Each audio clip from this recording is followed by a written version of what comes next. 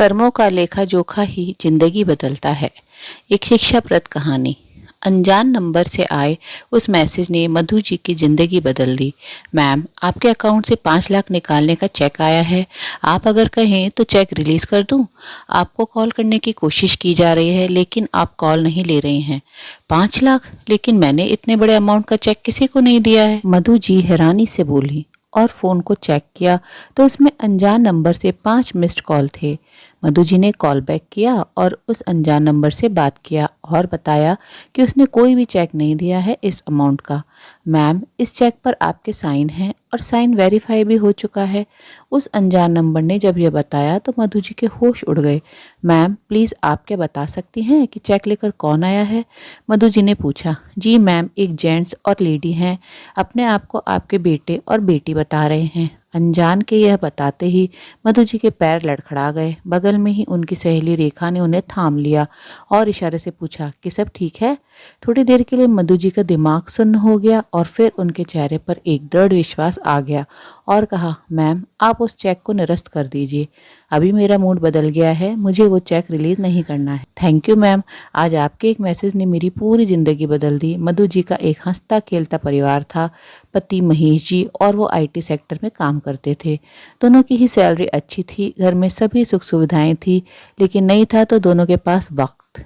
वो वक्त जो उनके बच्चों सचिन और सुचि का था, वो वक्त जो परिवार के लिए ज़रूरी था, वो वक्त जो रिश्तों को समझने और समझाने का था। हर चीज़ को पैसे से सरल बनाते बनाते उन सब के रिश्ते कठिन और संवेदनशील होते गए। अपने करियर की बुलंदियों को छूने के लिए दोनों ही इतने आतुर थे कि अपने बच्चों की छोटी हो या बड़ी खुशियों को अपने पैसों के दम पर खरीदने लगे। और धीरे धीरे ही सही, उन बच्चों के असली मम्मा पापा पैसा ही हो गया। समय का कालचक्र घूमता है और बच्चों ने अपनी दुनिया अलग बना ली। अब वो लोग भी मधु जी और महेश जी के बिना जीना सीख चुके थे, लेकिन अब रिटायरमेंट की ओर बढ़ते हुए दोनों ही बच्चों के साथ के लिए तरसने लगे थे।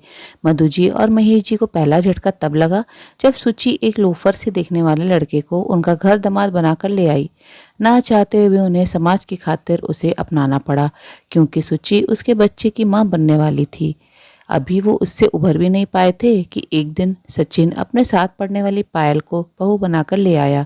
लोफर दामाद को स्वीकार कर लिया तो अब बहू को कैसे मना करते। एक दिन कुछ पैसों को लेकर विवाद हुआ और दोनों बच्चे घर का बंटवारा मांगने लगे। बेटा होने के नाते पूरी जायदाद पर सचिन और पायल अपना कब्जा चाहते थे, लेकिन सुचि ने अपने हक की भी बात की और फिर लड़ाई झगड़ा कोर्ट तक जाने की बात होने लगी। अपने ही बच्चों को यूं आपस में लड़ते देख महेश जी यह वज्रपात सह नहीं पाए और हार्ट अटैक से उनकी मौत हो गई। यह सदमा मधु जी के लिए असहनीय था। उन्होंने जायदाद के 3 हिस्से किए और दोनों को उनका हिस्सा देकर खुद अपना हिस्सा लेकर वृद्धाश्रम में शिफ्ट हो गई। सब अपनी अपनी जिंदगी में चैन से जीने लगे और मधु जी भी वृद्धाश्रम में। लेकिन कुछ दिनों पहले दोनों भाई बहन रोते हुए आए थे और अपनी गलतियों की माफ़ी मांग रहे थे। दोनों ने वादा किया कि उन्हें वो वापस ले जाएंगे।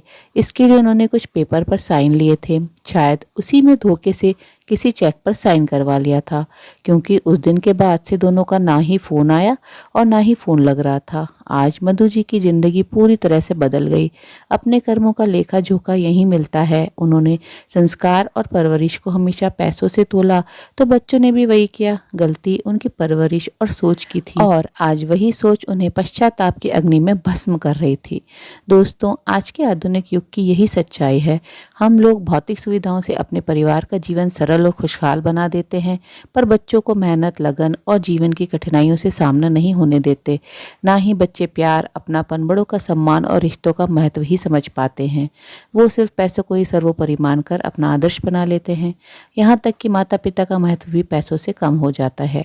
आशा है कहानी जरूर पसंद आई होगी। अपने विचार कमेंट बॉक्स में जरूर साझा करें। ऐसे नैतिक परिवर्तनशील विचारों को अपने मित्रों और प्रियजनों के साथ भी शेयर जरूर करें, ताकि सोच व जीवन मूल्यों का दायरा विकसित हो।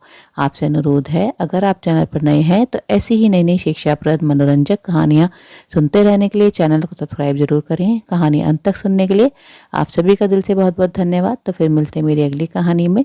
तब तक के लिए आप लोग खुश रहिए, स्वस्थ रहिए और ऐसी ही कहानियाँ सुनते रहिए।